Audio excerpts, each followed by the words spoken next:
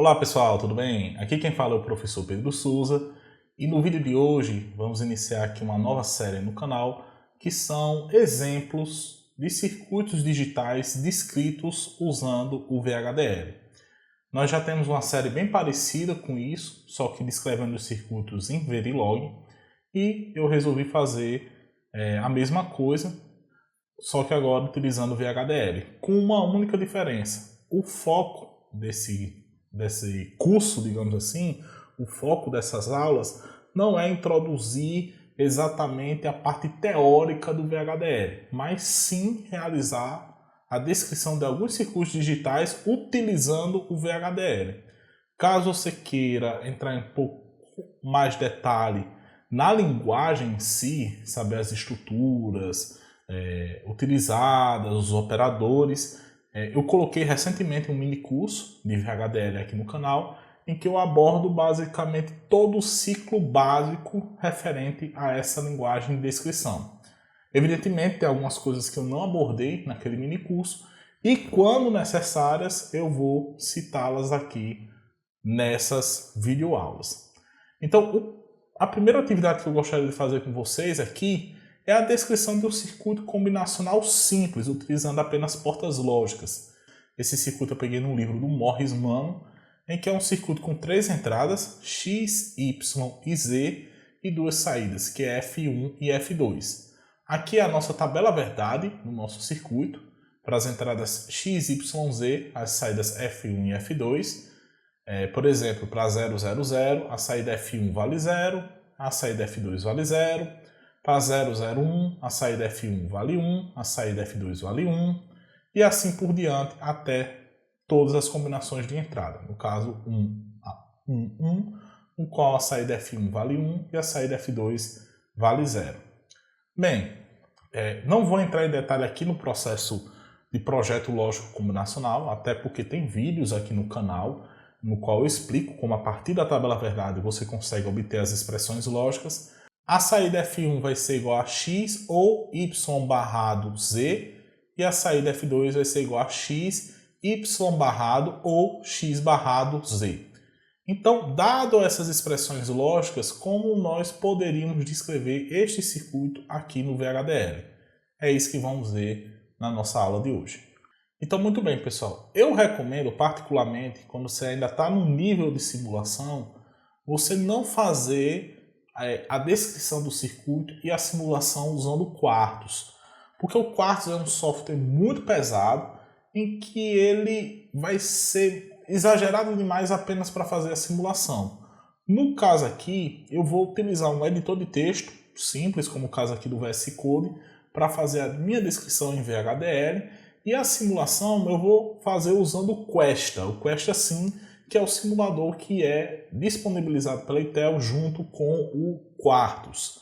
Então, aqui no VS Code, eu estou usando o VS Code, mas você pode usar qualquer editor de texto à sua vontade, mas aqui no VS Code, na parte de extensões, minha recomendação é instalar essa extensão de VHDL. É a primeira que aparece quando você digita VHDL. O objetivo disso aqui é fazer pintar, né, as palavras reservadas lá do VHDL, ok?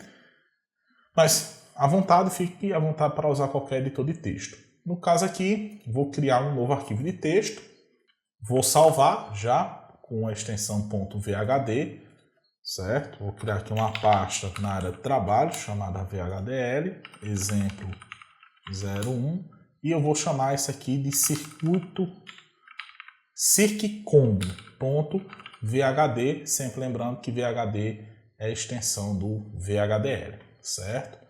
Aqui no Explorer eu vou abrir a pasta só mesmo para constar. Então, estou aqui no editor de texto, sempre lembrando que qualquer arquivo VHDL, qualquer projeto VHDL, ele é composto por 3 blocos: bibliotecas, a entidade e a arquitetura. Lembrando que comentário no VHDL é traço, traço. Bem, as bibliotecas que a gente vai utilizar aqui no nosso projeto são as bibliotecas que usualmente são utilizadas em qualquer código VHDL, que são as bibliotecas do I3E. No caso, vou usar a biblioteca do I3E, libre I3E, e eu vou usar o pacote stdlogic 1164, que é o pacote que define o tipo stdlogic no VHDL. Então eu vou usar a palavra use, o nome da biblioteca, que no caso é o I3E, e o nome do pacote, std_logic 1164, e eu importo todo o pacote. Aí eu digito .all. Quando eu estou fazendo isso aqui, eu estou importando todo o pacote stdlogic 1164. Então, esse pacote aqui, essas duas linhas de biblioteca, muito provavelmente vão estar em todos os códigos VHDL que a gente for fazer aqui no nosso curso. Vamos agora para a entidade. Na entidade, nós descrevemos quais são as variáveis de entrada e as variáveis de saída. Sempre lembrando, começamos nossa entidade pela palavra reservada entity, damos o nome à entidade, que de bom costume é o mesmo nome do arquivo VHDL. Então, como o nome do arquivo VHDL é circcomb, então o nome da entidade também eu vou chamar de circcomb. Faço a palavra reservada is, e aqui eu já vou fechar a entidade para não esquecer. Dou o comando end e o nome que eu dei para a minha entidade, no caso circcomb.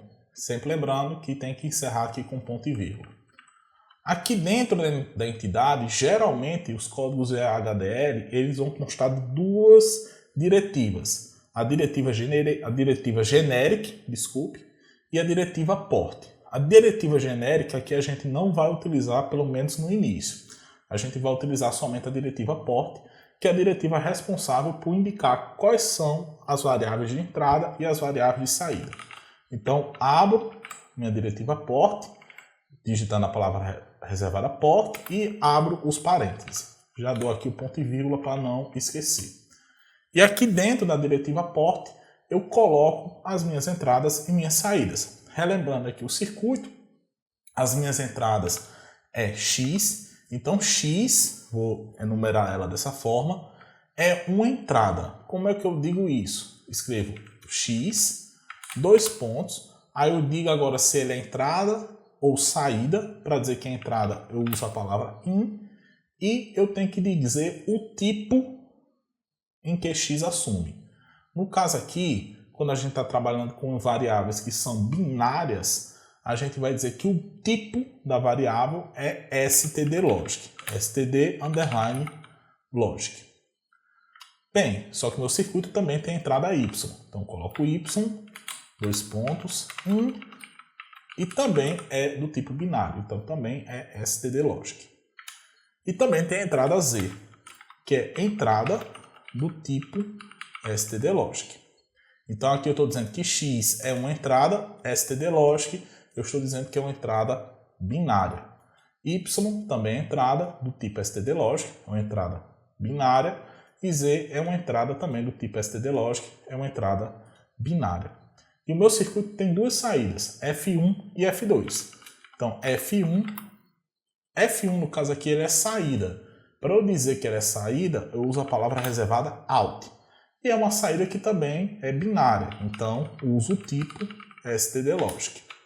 E F2 também é uma saída, certo? Também do mesmo tipo, stdlogic. E aqui vem uma fonte de erros na grande maioria dos códigos VHDL. Inclusive, eu já cometi esses erros mesmo com anos de prática. A última linha do port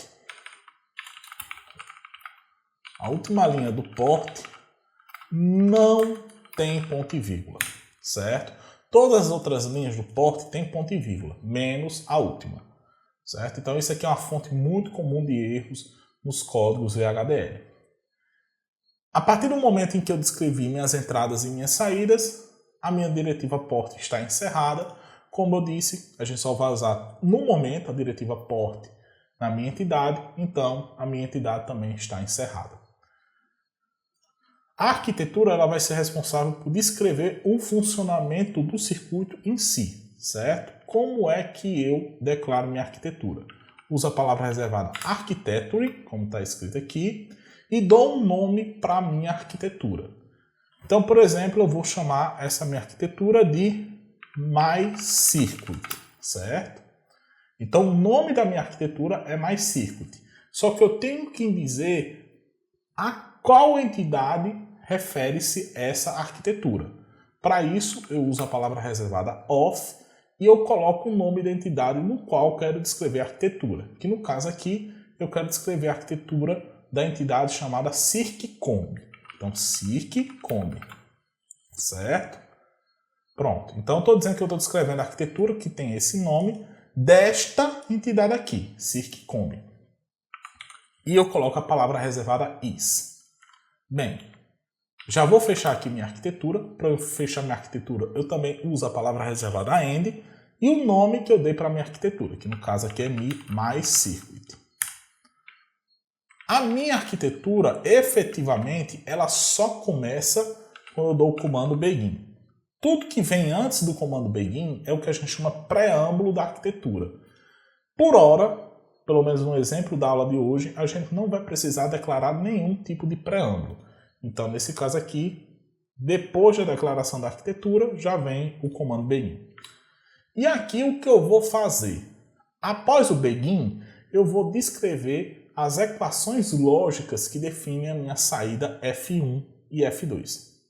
No caso, F1 vai receber, aí o operador de atribuição do VHDL é esse aqui, uma setinha para o lado esquerdo. X ou o barrado de Y and Z. Então, essa expressão aqui que eu estou escrevendo, ela é equivalente a F1 igual a X ou Y barrado Z, certo? O operador de barrado é o NOT e o operador da operação lógica AND é o AND em si, certo? Aqui eu estou colocando os parênteses, vou até colocar mais um parênteses aqui, mas não é necessário, porque o VHDL ele já faz a ordem de precedência dos operadores bem certinho. Mas caso você queira colocar os parênteses para reforçar um pouco e até às vezes melhorar a leitura, você pode fazer isso à vontade, certo? Então eu estou fazendo X ou esse operador OR aqui, o negado de Y e Z. Então, essa é a nossa primeira equação lógica da saída F1. Já a saída F2 vai ser o quê? A saída F2 vai ser X AND, aí o negado de Y, certo? O negado de X AND Z. Então, essa expressão que está aqui, ó, sempre lembrando do ponto e vírgula, já ia me esquecendo, é a mesma coisa do que? Estou fazendo X e aqui é o negado de Y, então é Y barrado, ou, que está aqui, operador O, o negado de X, X barrado, AND Z. Então, AND Z aqui. Então, essa é a expressão de F2. Veja que a partir do momento em que eu descrevi minhas expressões, eu encerrei a descrição do meu circuito no VHDL. Então, é somente isso. Então, um circuito combinacional simples, no qual você já tem as expressões lógicas das saídas, é só descrever as expressões lógicas utilizando os operadores lógicos do VHDL. Então, no caso aqui, vou salvar e agora vou verificar a sintaxe do meu arquivo VHDL. E para isso existem várias formas. Você pode usar o Quartus, você pode usar um compilador VHDL, que é o GHDL, que é bastante comum. Mas aqui eu vou utilizar o Questa. Também eu poderia utilizar o ModelSim, mas no caso aqui eu vou utilizar o Questa, que é o que eu tenho instalado. Então, após a instalação do Questa, eu vou inicializar. Basta procurar o Questa aqui na busca do Windows, vai aparecer aqui, Questa Intel FPGA Start Edition. Poderia também ser o ModelSim, é basicamente a mesma coisa, o Questa do ModelSim. Então, vou abrir aqui o meu Questa. Então, meu Questa aqui já está aberto, certo? Vou maximizar ele. E a primeira coisa que eu preciso fazer é criar um projeto aqui no Questa. Então, vou aqui em File, New Project. Então, dessa forma, estou criando um novo projeto aqui no Questa. Primeira coisa, eu vou dar um nome ao projeto. Posso dar o mesmo nome da entidade. Isso aqui não tem problema ser o mesmo nome. Pode ser o mesmo nome, pode não ser. Então circcomb. E projeto localization eu vou colocar na mesma pasta que eu criei aquele meu arquivo VHDL. Então, no meu caso aqui está na área de trabalho, criei uma pasta VHDL e uma subpasta exemplo 1. E pronto, você dá o nome do projeto, dá onde ele está localizado, aperta OK. A partir de agora, você vai adicionar arquivos de projetos já existentes. Então, aqui nessa janelinha, você clica nessa opção aqui, add existing file, certo? Então, você vai adicionar novos arquivos ao projeto, clica aqui em Browse, e veja que quando você clica em Browse, vai aparecer justamente aquele arquivo VHDL que você acabou de escrever, circcomb.vhd. Então, clica aqui em OK e depois clica em Close. Veja que aqui vai aparecer justamente o meu arquivo VHDL. Para eu verificar a sintaxe, para ver se está tudo correto, eu dou um clique com o botão direito nesse espaço em branco, vou na opção Compile e seleciono a opção Compile All. Se tudo estiver correto, aqui embaixo vai aparecer a mensagem dizendo que a compilação do arquivo foi feita com sucesso, e aqui em status vai aparecer um visto.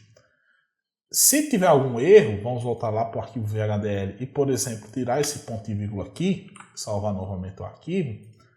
Quando eu mandar compilar novamente, clicar com o botão direito, vir em Compile, Compile All, ele vai apresentar o erro aqui, ó, compile of circcomb.vhd falhou com um erro, e aqui em status você vai ver um X indicando que o arquivo não foi compilado com sucesso. Para você ver o erro, você dá 2 cliques em cima da mensagem e ele vai apresentar a mensagem do erro, aqui no caso, dizendo que próximo, na linha 21, próximo à palavra N, esperava-se o ponto e vírgula. Então vamos lá aqui, ó, na linha 21, próximo à linha, a palavra N, esperava-se o ponto e vírgula. Isso porque o ponto e vírgula está faltando na linha anterior. É bem parecido lá com o C, né? O C, às vezes, quando você esquece o ponto e vírgula, ele acusa na linha posterior, não na linha em que deveria estar o ponto e vírgula.